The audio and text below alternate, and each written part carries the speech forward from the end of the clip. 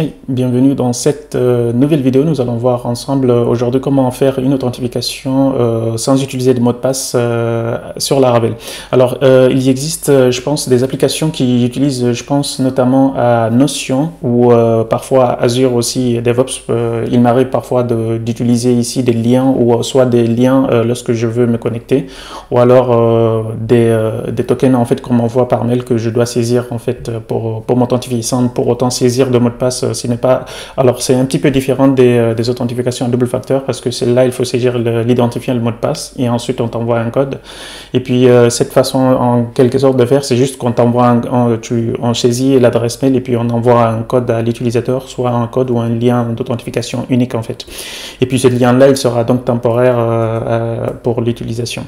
Donc, c'est exactement ce que nous allons faire ici aujourd'hui. Alors, j'ai créé donc ces pages-là. Il y a deux autres pages en plus de cette page d'accueil ici. Nous avons la partie authentification ici, la partie enregistrement de l'utilisateur. Alors ici, ce que je vais faire, si je vais dans cette page-là, je pense que je vais extraire ça, je vais mettre dans un composant Liveware, puisque ça nous permettra d'utiliser facilement ici les différentes fonctionnalités que je souhaite implémenter.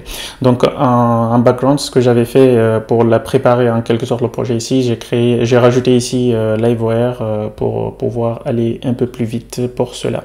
Donc là, sans plus tarder, ce que je vais faire, je vais donc démarrer à cet endroit-là un composant Liveware. Je vais créer un composant Liveware puis ici pour l'authentification. Donc ce que je vais faire ici, PHP artisan, alors j'ai make, alors il me semble que si je fais juste ça, on a ici Liveware normalement qui va apparaître. Alors make quelque chose, make component ou un truc comme ça, Liveware. Alors create a Liveware component, voilà, make Liveware. Donc je vais faire ça.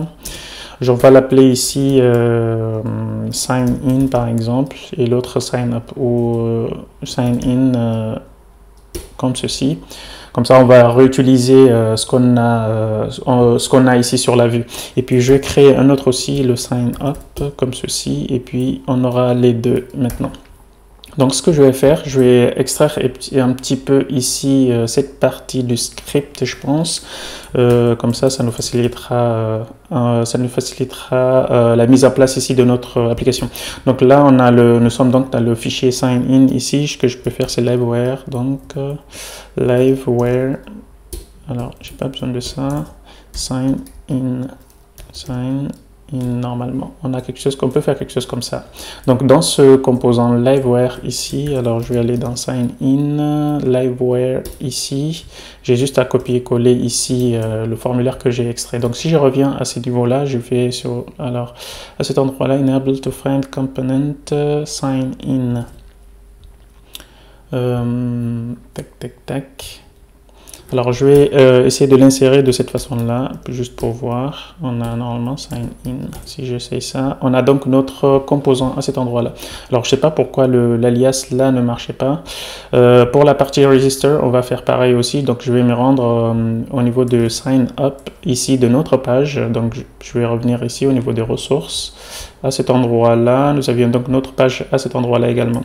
Alors là aussi, je vais faire pareil. On aura sign up ici et puis je vais aller dans Liveware, sign up ici et mettre le formulaire. Ça nous permettra juste d'extraire cette partie-là et puis d'isoler juste ici la partie réactive, ce genre de choses. On aurait pu le faire là-bas, mais on aurait pu faire ici directement une page Liveware, ce genre de choses, mais j'évite en fait, j'ai pas envie de créer un autre layout juste pour ça. Donc là, on va rester sur quelque chose comme ça. Donc si je reviens ici, on a la page d'accueil, on a le login ici, on a la partie register qui marche aussi bien. Donc maintenant, ce que je souhaite faire, c'est de repartir au niveau de cet endroit-là. Donc lorsqu'on a sur la partie sign up ici, l'utilisateur va saisir ici ses identifiants et son adresse mail. Le but ici, c'est de l'enregistrer au niveau de notre application. Donc ici, donc au niveau de notre sign up, on a juste à saisir ici l'identifiant de l'utilisateur et puis dans la partie mail ici, mettre aussi l'email qu'on souhaite, sur lequel on souhaite enregistrer notre utilisateur et puis donc faire l'enregistrement. Donc si je reviens ici au niveau du sign up, on a normalement notre composant également, le sign up component à cet endroit-là. Donc ce que je vais faire, je vais laisser ici le typage. On va créer deux propriétés ici, comme on avait vu dans une vidéo de présentation de Livewire, la nouvelle version en tout cas, on peut directement définir ici les rôles maintenant au niveau des attributs. Donc c'est ce que nous allons faire ici. Je vais juste faire ici un public string ici sur la partie name, on aura quelque chose comme ça, et puis on aura une partie email ici. Donc au niveau de la partie mail, je peux mettre donc un attribut PHP ici qui s'appelle donc rules, qui est donc dans le Livewire support Livewire validation ici. Donc on peut dire que cette partie-là elle est required, et puis la partie mail aussi.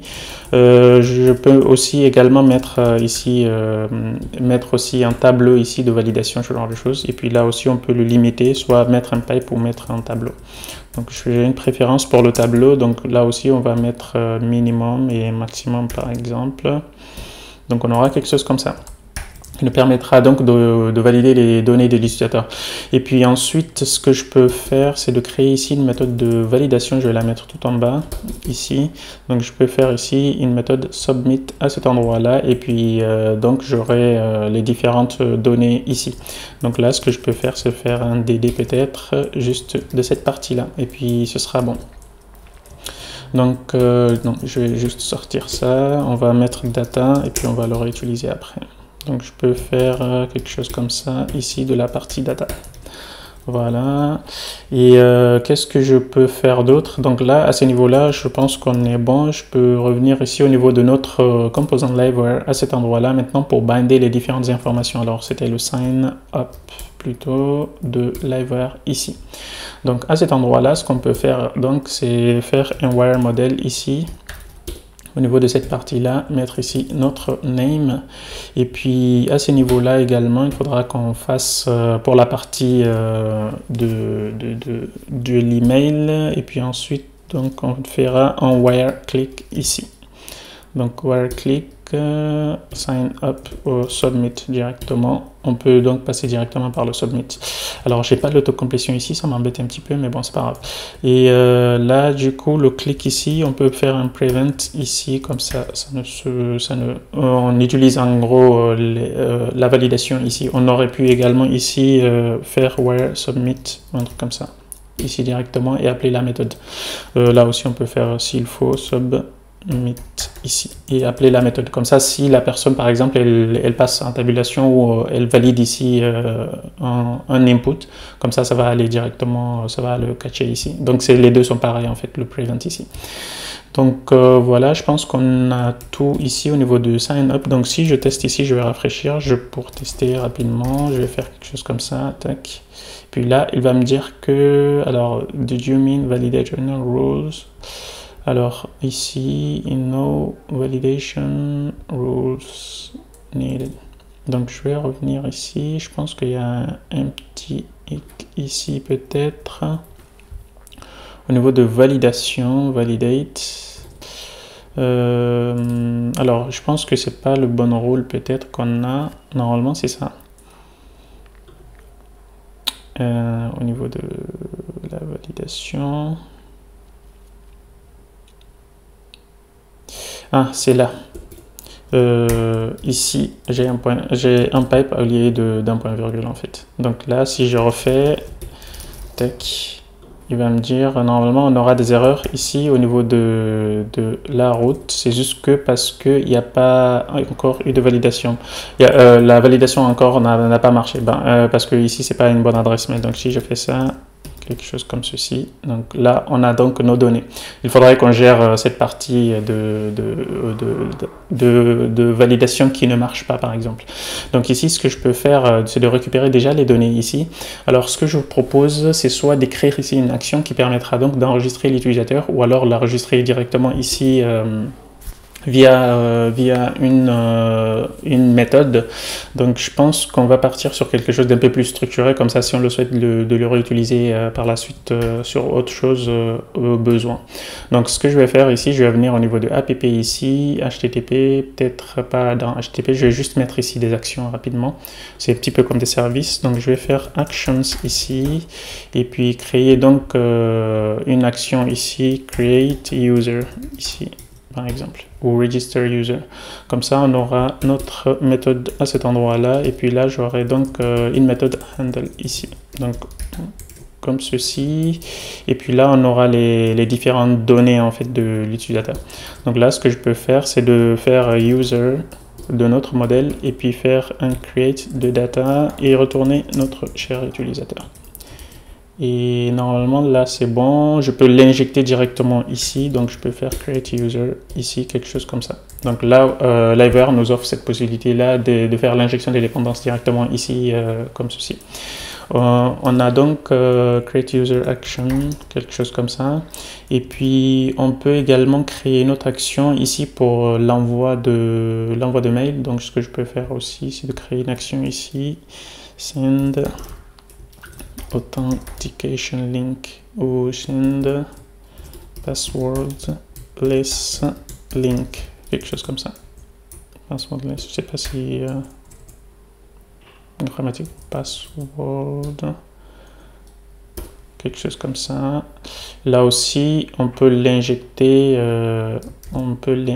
également. Là pour le moment je vais juste laisser ça. On aura les datas, mais ce sera pas pareil en fait. Donc là, supposons qu'on a lorsqu'on aura créé l'utilisateur, on va donc vouloir l'envoyer ici, le passer en paramètre ici, et puis cette action-là, elle va se charger ici de l'envoi en fait du lien. Donc je vais laisser ça aussi comme ça, je vais l'injecter à ce niveau-là.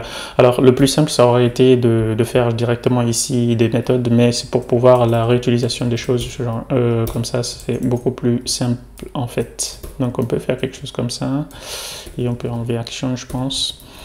Donc voilà, lorsqu'on aura donc les datas à ce niveau-là, je peux juste faire quelque chose comme ça, avoir ici mon utilisateur, et puis donc faire un handle ici des données. Et puis lorsque ça se sera fait, j'ai juste à envoyer ici un flash, dire que par exemple success, ce genre de choses, l'utilisateur a été bien enregistré, ce genre de choses. Donc voilà, je peux faire quelque chose comme ça. Et puis donc je pense qu'on est bon à ces niveaux-là. D'ailleurs là, j'ai même pas besoin peut-être de ça. Je vais juste faire un statut ici. This.statute, quelque chose comme ça. Value your sign-in link, quelque chose comme ça. Donc là, je vais créer la propriété également. C'est une propriété publique. On va laisser comme ça. Tac. String ou nul, on va faire quelque chose comme ça. Et puis au niveau du formulaire maintenant, de sign up ici, on peut dire que par exemple ici, lorsque on a donc ce statut là, on peut donc faire un if ici. Alors on peut dire que par exemple on aurait le success ici, notre statut plutôt. Ici, si on a le statut, on peut donc mettre un composant alerte ici que je viens de tout juste de mettre. Donc on aura notre statut. Donc on aura quelque chose comme ça, sinon false. Voilà, donc si je fais ça, j'ai juste à faire ici Mokhtar, et puis là je peux mettre mokhtar@ezida.io par exemple. Et puis là, je peux donc soumettre. Là, il me dit que tac, integrity violation. Alors, on a ici notre nul. C'est le name et l'adresse mail en fait qu'on a. Alors, il y en a un des deux, j'ai l'impression qu'il est vide. Insert into users. Donc, on a le mail, bien entendu, et l'adresse mail. Alors, je sais pas pourquoi il râle. Donc je vais repartir dans la partie des migrations. Ici on avait donc l'adresse mail, le password. Ah oui, c'est le password. Donc le password, on peut le mettre nullable à ces moments-là, ou alors donner une valeur fictive en fait, juste pour passer outre en fait. Je peux le remettre ici annulable en fait. Et donc, je pense que c'est bon à ces niveaux-là. Password, je vais donc renommer ça. Je vais mettre le L en majuscule ici. Et puis, donc, normalement, là, c'est bon. Du coup, ça devrait marcher. J'ai juste à refaire les migrations. Alors, sur un projet déjà existant, il faudrait faire attention à cela. Bien entendu. Donc là, je peux refaire ça. Je peux faire Mokhtar. Et puis là, l'adresse mail. Tac. Voilà, we have emailed you your sign-in link. Donc là, c'est juste la notification pour le moment qui arrive, mais par contre, on n'a pas encore implémenté ici l'envoi de mail en fait. Donc ce que nous allons faire, on va créer une route ici de une signed URL ici. Pour cela, on va revenir au niveau de la partie de web à ce niveau-là pour pouvoir utiliser cette route-là. Donc là, pour le moment, d'ailleurs, ce que j'aurais pu faire ici, c'est de faire quelque chose ici en utilisant un middleware ici, guest par exemple. Je peux dire que ça c'est uniquement les gens qui ne sont pas authentifiés par exemple qui peuvent accéder à ces routes là. Je peux donc remettre tout ce qui est là à cet endroit là. Donc je peux les remonter ici. Puis là, normalement, ça devrait être bon. Et puis la route en fait d'authentification, celle-là aussi, il ne faudrait pas qu'un utilisateur, par exemple, connecté, qu'elle puisse y accéder. Donc là aussi, il faudrait juste qu'on mette ici une route de validation ici du lien qu'on enverra.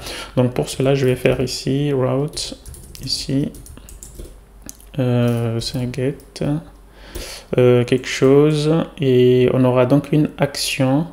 Et puis, il faudrait que ça soit un signed route. Donc, signed, signature parameter. Alors, il me semble qu'on peut directement jouer ici. Alors, peut-être un middleware, je sais pas. Signed, voilà. On peut utiliser ici le middleware signed, par exemple, pour cette route-là. Et puis, ce que je peux faire également, c'est de donner un nom. Donc, login link ou password... passwordless hot, quelque chose comme ça, et puis passwordless link. Donc on aura quelque chose comme ceci. Et puis dans la méthode maintenant de handle à ce niveau-là, ce qu'on peut faire, c'est d'envoyer déjà dire que l'email de l'utilisateur. Alors on n'a pas forcément besoin ici de la vérification de l'utilisateur vu qu'on l'envoie en fait le lien directement au niveau de sa table en fait de son adresse mail. C'est les deux en fait. Si l'utilisateur par exemple il clique sur ce lien là, ça prouvera qu'en fait il est en possession en fait de cette adresse mail là. Donc ce que j'aurais pu faire ici, c'est soit on peut mapper directement cette fonctionnalité au niveau de la vérification de mail, mais pour le moment je vais juste enlever cette partie là. On va le faire de façon manuelle, comme ça si dans certains cas vous avez dans un projet un petit peu spécifique, vous aurez la possibilité de le faire. Et puis ce que j'aimerais d'ailleurs de faire avant l'envoi à ces niveaux-là, on aura besoin donc de cette URL qui est signée. Et pour cela, par contre, on aura donc quelque chose comme ça, temporary URL ici. On a donc le nom de l'URL qu'on a donné et puis on peut donner une validation ici de l'email. Et puis au lieu de donner l'adresse, l'utilisateur ici, on peut donner par exemple quelque chose ici, l'email de l'utilisateur. Comme ça nous permettra d'avoir le lien en fait et d'avoir ici le mail directement ici en paramètre et non son ID, parce que ça peut nous exposer ou autre directement aussi. Donc là je vais rester sur quelque chose comme ça. Je vais essayer juste de retourner cette partie là. Je vais faire un return ici de l'URL. Ensuite je reviens au niveau de notre submit à cet endroit là. Donc je peux faire quelque chose par exemple ici juste et faire un petit DD à cet endroit là. Donc là, si je reprends cette partie-là, alors je vais juste refaire quelque chose comme ceci, ici. Ou alors, pour éviter cela à chaque fois, ce que je peux faire ici, mais c'est juste spécifique à moi ici, ce n'est pas à utiliser, par exemple, ce n'est pas à utiliser par exemple pour vous forcément. Donc on peut avoir quelque chose comme ça, free store create, donc je peux récupérer ici l'adresse mail. Si l'utilisateur existe déjà, bah, il va le reprendre, sinon bah, il va rajouter donc cette condition là, il va rajouter donc le name ici et puis le créer en fait. Donc là on peut faire quelque chose comme ceci, je peux donc refaire mon test. Donc je peux faire Mokhtar et ici pour faciliter mes tests à chaque fois je peux faire juste Mokhtar, voilà. Et là, donc je peux rester sur quelque chose comme ça. Donc voilà, et normalement on est bon du coup. Donc si je fais ça, on a donc notre lien ici d'authentification unique en fait qui vient de passer. Si on regarde ici au niveau de la signature, on a notre paramètre ici de notre adresse mail qu'on peut voir directement ici. Et puis on a ici l'expiration et puis on a la signature. Alors l'avantage d'utiliser ça, c'est que cette signature là n'est pas réplicable en fait par une autre. Il faudra passer absolument ici par notre application parce qu'il utilise ici le système de chiffrement ici et il utilise notre key de l'application. Donc une autre application de Laravel ne peut pas reproduire le même key, ce genre de choses. Donc c'est vraiment quelque chose qu'on est sûr que ça vient en fait de notre application. Donc là, passwordless link, je peux faire que ça. Je vais donc refaire ça aussi ici. Donc là, normalement, on est bon, on a notre lien ici. Si je fais ça, je reviens au niveau de la page ici, à cet endroit-là. Il faudrait donc qu'on mette ici notre méthode d'action. Et pour ça, je vais, je pense, mettre aussi une autre action, peut-être dans le... Alors, j'aurais pu peut-être les mettre directement dans app, donc je vais les mettre peut-être dans HTTP ici, toutes les actions, comme ça nous évite de refaire les choses. Et puis au niveau de l'action à cet endroit-là, je vais créer une autre action ici, login ou un truc comme ça. Donc je peux l'appeler authenticate user action. Donc on peut avoir quelque chose comme ceci. Et normalement c'est bon, j'aurai donc également soit un invoke soit un handle. En fait je peux faire juste un invoke ici vu que ça vient en fait d'une route, donc je peux faire quelque chose comme ça. Et puis je peux récupérer ici la requête ou utiliser le helper au choix. Donc là on a quelque chose comme ceci. Tout le travail de vérification ici il est fait au niveau du middleware à ce niveau-là. Ça implique que ici le middleware en quelque sorte il vérifie la validité ici de notre route en fait qu'on vient d'appeler. Donc une fois arrivé dans l'action, ça prouve qu'en fait notre application enfin cette partie-là en tout cas il est passé à ce niveau-là. Donc on peut avoir ici authenticate user ici de la classe directement, ça on va avoir un tableau. Et puis là normalement il va utiliser juste le invoke. Et voilà, donc là si je refais ça, cette partie-là, je peux rafraîchir ici. Create user doesn't exist. Oui, effectivement, je pensais qu'il l'aurait fait directement ici. C'est parce que tac. Donc je vais enlever ça, je vais les réimporter encore. Donc import et import ici. Donc on peut avoir quelque chose comme ça. Lorsque je fais ça, alors c'est quoi son problème en fait? Tac. Ah oui, ici au niveau de ces actions-là, le namespace il n'a pas bougé en fait. Donc dans Action, avant d'arriver à Action, on a notre app HTTP et ensuite les actions. On a donc quelque chose comme ça. Je vais revenir ici aussi, corriger cela. Et normalement, du coup, on sera bon. J'ai juste à les importer maintenant. Donc je peux enlever ça et les importer à nouveau.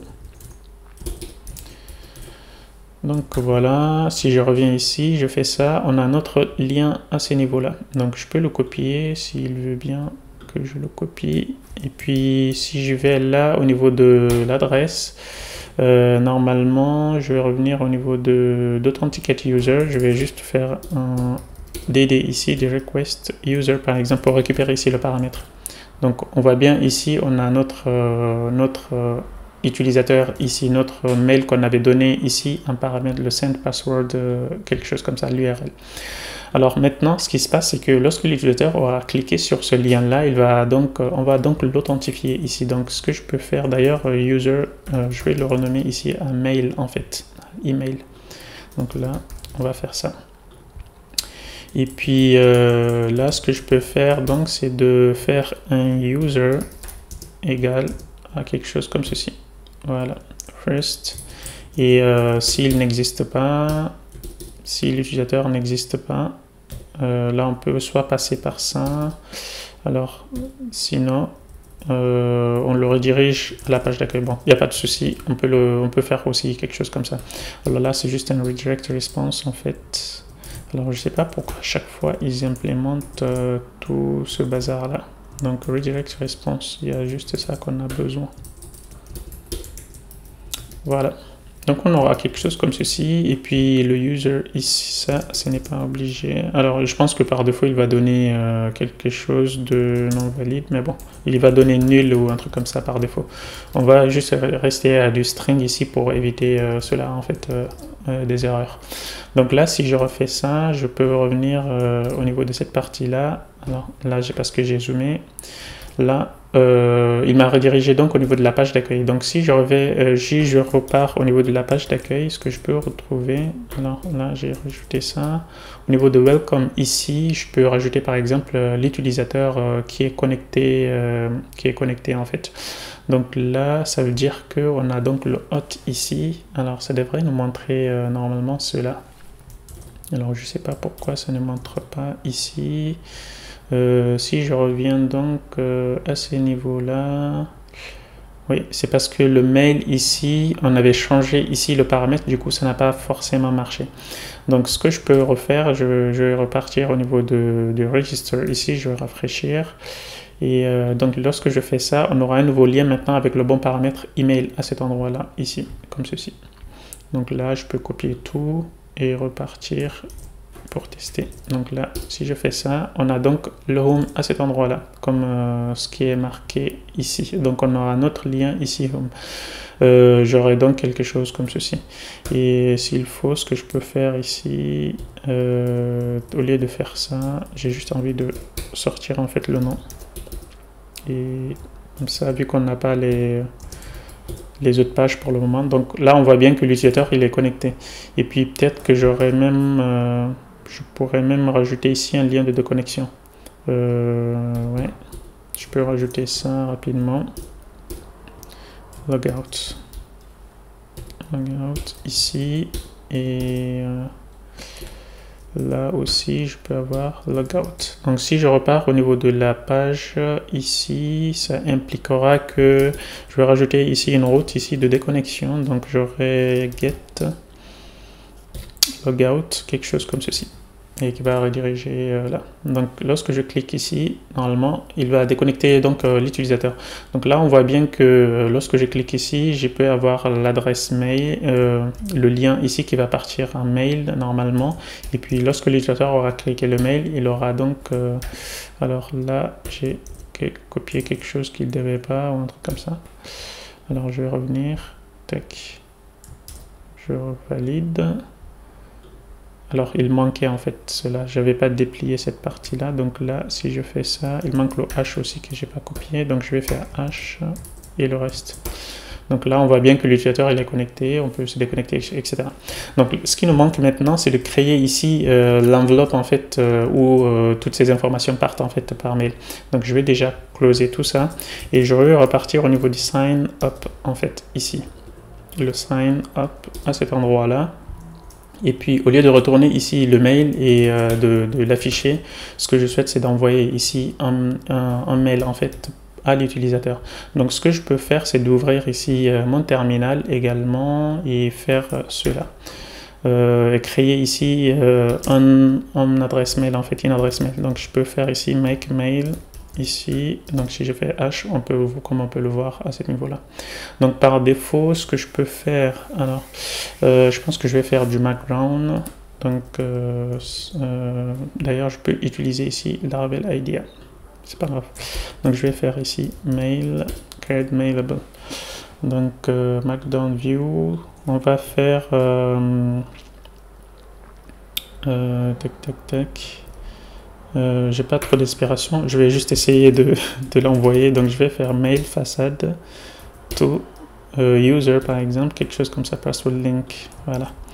Donc je peux faire ça, mail, password link, mail, et puis là ce que je peux faire, markdown view, et donc normalement on est bon. Je peux faire quelque chose comme ça.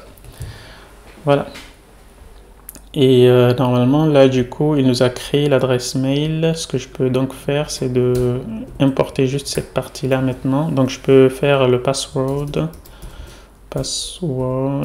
link mail, quelque chose comme ça. Alors c'est new, quelque chose comme ceci. Et là il faudra juste importer maintenant la classe en fait. Et un paramètre, c'est soit on passe l'utilisateur, on peut passer ici directement les paramètres qu'on voudra utiliser en fait dans notre template. Je peux passer l'utilisateur, c'est pas grave. Et puis l'URL également. Donc là normalement on sera bon, on n'aura pas besoin de retourner quelque chose. Je peux juste faire ici envoyer directement. Donc voilà, à ce niveau là, donc je peux faire ici quelque chose comme ceci. Alors c'est pas ouf, j'ai envie de récupérer ici l'utilisateur moi, user, et à ce niveau là c'est user du coup. J'aurais private, bon je vais le laisser à public pour qu'il soit accessible depuis le template en fait, donc c'est pas grave.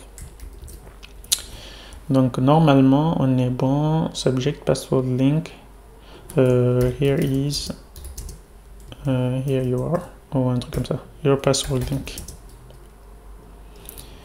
Et là maintenant on n'a pas besoin d'attachment ou ce genre de choses, on a juste ici à aller au niveau de notre vue ici du mail. Maintenant le lien ici qu'on doit mettre, c'est le lien qu'on avait récupéré ici depuis depuis le constructeur. Donc je peux faire quelque chose comme ça et fermer celui-là.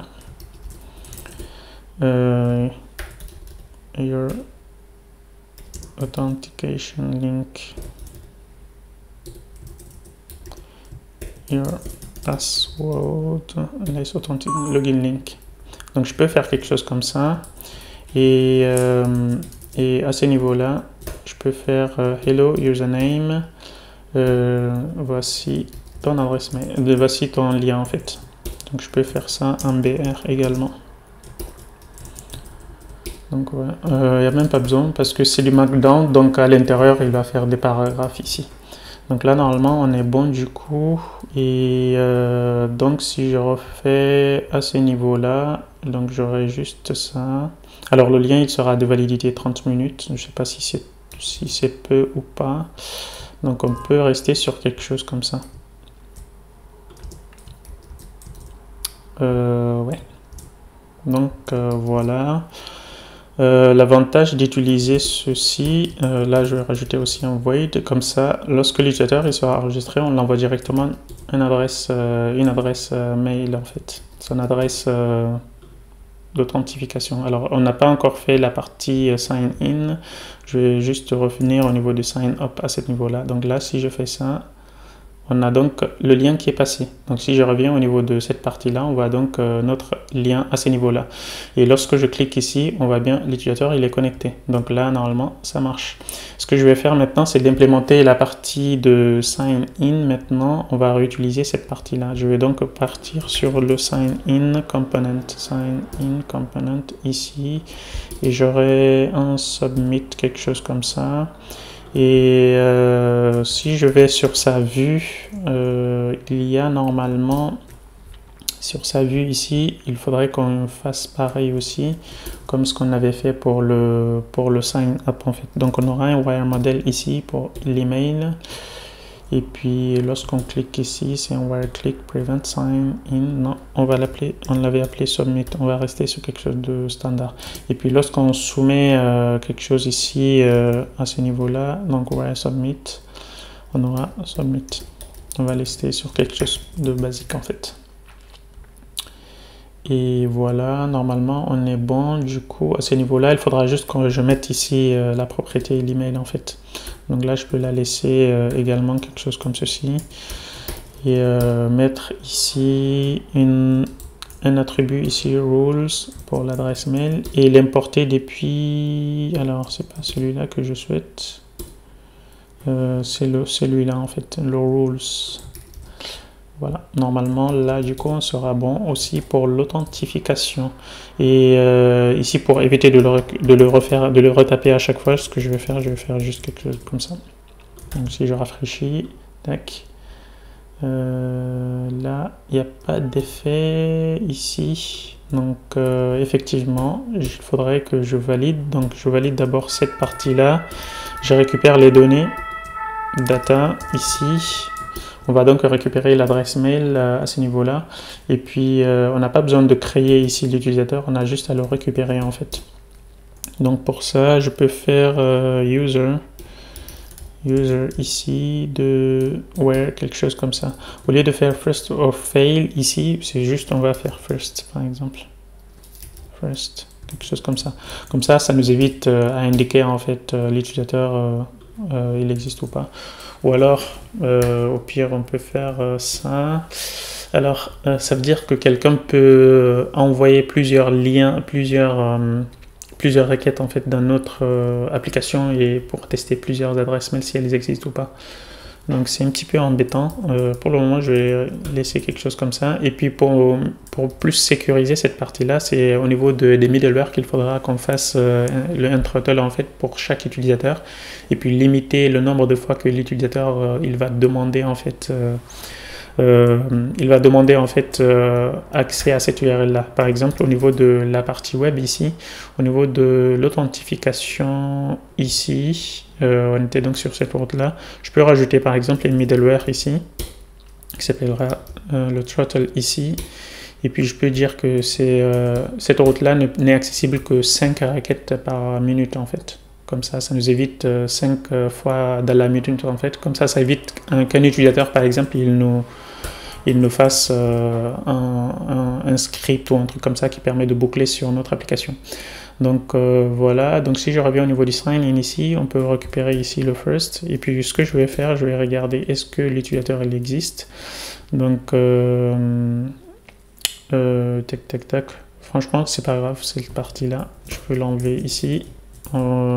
Chacun optimisera ici son application. Donc on va supposer que l'utilisateur il existe à ce niveau-là. Et puis au lieu de faire le magic link ici, on avait donc créé une action qui permet d'envoyer le lien. Donc on peut faire ici send password link ici. Password link, quelque chose comme ça. Et puis là on a juste à faire handle comme ceci. Et puis au niveau de statut ici, il faudrait qu'on crée une propriété statut qui sera donc publique. Et on peut dire qu'elle est locked en fait. C'est la nouvelle version donc on peut dire que ce truc là il est locked. Voilà, comme ça on est bon. Et même à ce niveau là aussi pour éviter que quelqu'un le change, mais bon c'est pas, de toute façon c'est pas intéressant. Si quelqu'un le change c'est tant pis pour lui en fait. Depuis son front il aura le message qu'il aura écrit quoi. Donc c'est pas très mal, c'est pas plus mal. Donc là je peux faire ça. Tac, tac, tac. Et view contract ici. Et là aussi, il me semble. Voilà. Voilà. J'aime bien quand les choses sont typées. Donc ici, lorsque je reviens à ce niveau-là, je peux avoir mon adresse mail à ce niveau-là. Donc là, on voit que le mail, il est arrivé aussi. Là, lorsque je clique, l'utilisateur, il est connecté. Si j'essaye d'y accéder à la page, par exemple, sign in, ici, il va me dire qu'elle n'existe pas, mais c'est parce qu'en fait, il nous a redirigé vers la partie de home, en fait. Donc, pour cela, je peux dupliquer, par exemple, cette partie-là et la nommer s'il faut home, ici. Comme ceci. Donc là, normalement, ça marche aussi. Donc là, login, tac, mon adresse mail. J'ai pas la notification, c'est un petit peu aussi embêtant. Je vais repartir au niveau du sign up ici du composant pour récupérer ce que j'avais rajouté ici. Donc là aussi je peux faire pareil pour rajouter les informations. Donc là si je fais ça, normalement je devrais recevoir le lien, la notification. We have emailed your sign-in link. Donc là on a le lien et voilà. On est connecté maintenant. Donc voilà, c'est tout pour cette vidéo. Le but ici, c'était donc vous montrer rapidement ici comment faire une authentification sans mot de passe, parce que c'est quelque chose qui arrive dans certaines applications comme Notion ou Azure, en tout cas de ce que je me souviens pour le moment, mais il y en a plein d'autres qui permettent de faire ce genre de choses. Donc si vous souhaitez implémenter cette fonctionnalité dans votre application, bah, ça peut être intéressant donc de cette approche-là également. Donc voilà, on se retrouve à la prochaine vidéo pour de nouvelles fonctionnalités sur nos applications. Donc à plus tard, ciao.